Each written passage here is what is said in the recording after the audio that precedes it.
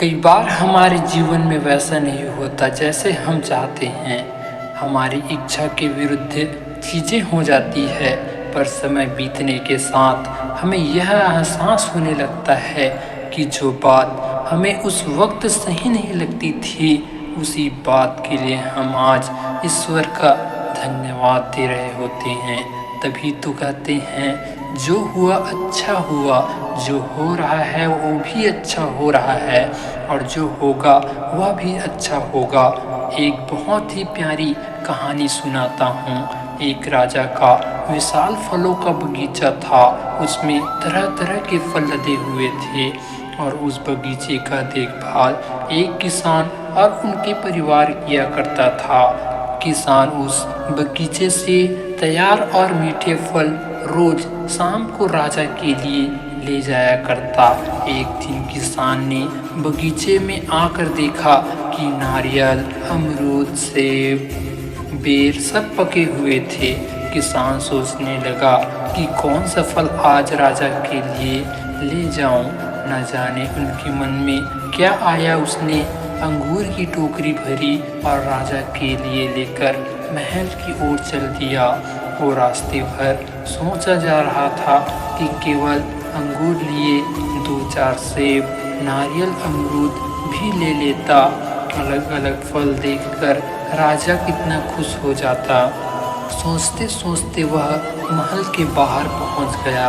उसने अंगूर से भरा टोकरा राजा के सामने रख दिया और थोड़ी दूर जाकर के बैठ गया। राजा किन्हीं दूसरे ख्यालों में खोया हुआ था। शायद किसी बात से परेशान या नाराज था। अपने ही ख्यालों में गुम राजा टोकरी से एक अंगूर निकाल कर खाता और एक खींच करके किसान के माथे पर निशाना लगा करके मारता। राजा द्वारा फेंका गया अंगूर जब किसान के माथे या शरीर पर लगता तो किसान कहता, ईश्वर बड़ा ही दयालु है।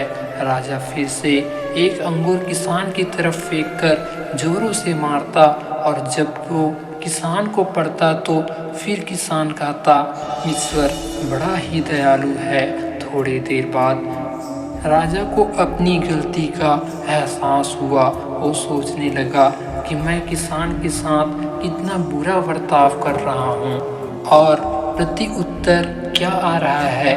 राजा ने किसान से पूछा, मैं बार बार अंगूर फेंककर तुम पर मार रहा हूँ और तुम्हें लग भी रहा है, फिर भी तुम कह रहे हो ईश्वर बड़ा ही दयालु है।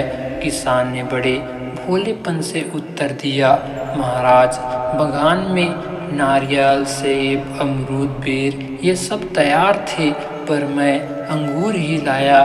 मैं वो सारे फल भी ला सकता था, पर ईश्वर की कृपा से ही मुझे यह भान हुआ कि मुझे अंगूर ही ले जाना चाहिए। मैं ईश्वर का धन्यवाद देता हूँ, क्योंकि अगर मैं दूसरा फल लाता और इसी तरह आप मुझे जोरों से मारते तो मेरा क्या हाल होता।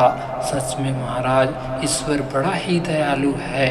दोस्तों, यदि जीवन में किसी मोड़ पर सही या आपके हिसाब से घटित ना हो तो धैर्य रखना, क्योंकि समय अपना राज समय आने के साथ ही खोलता है, और उस समय हमारे मुंह से यही निकलता है, जो हुआ अच्छा ही हुआ। फिर मिलेंगे दोस्तों अगली वीडियो के साथ। तब तक के लिए अपना ख्याल रखना और हमेशा मुस्कुराते रहना।